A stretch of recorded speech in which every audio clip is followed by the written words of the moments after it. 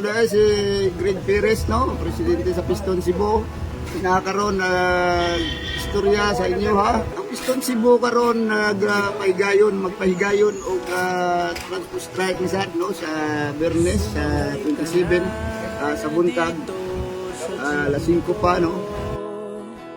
Dadalhin kita kahit sa Kung anong kinahanglan yun og strike, no, ang mga driver, anong abot man sa punto nga mo strike tungod sa grabe, no, nga pagsaka sa presyo sa lana sa karon nagsubra na sa 100, no, nag 130 na, 125 ang crudo na to sa mga naglain-lain nga mga gasoline station karong mismong adlaw sa pagsaka atong Martes.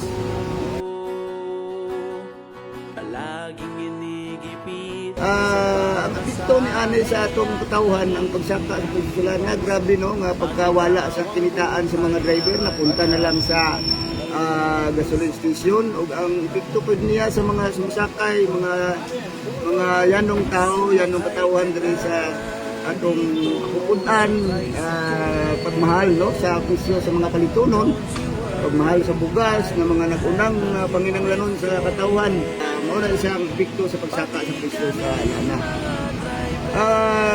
Driver, no, kuan po kita sa pagduso, no, na kinahanglan mo salmot, no, sa maong wilga mo manawagan nga makibisog ipakita nato sa kagamanan ang atong mga demanda, mga yung mapadangat nato sa atong gobyerno para matagad sa gobyerno ang mao nga nasinati nato sa pagkakaron.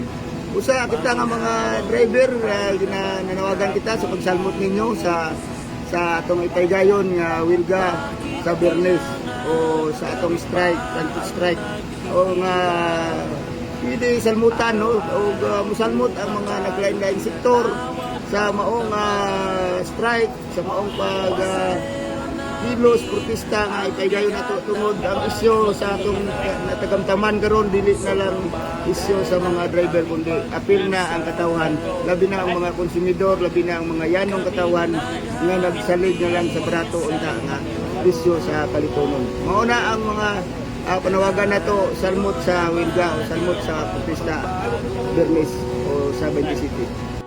Palaging inigipit sa pamasahe. Ang mga demanda na to, no, pandita sa rollback sa lana pag pasaka sa pitihan,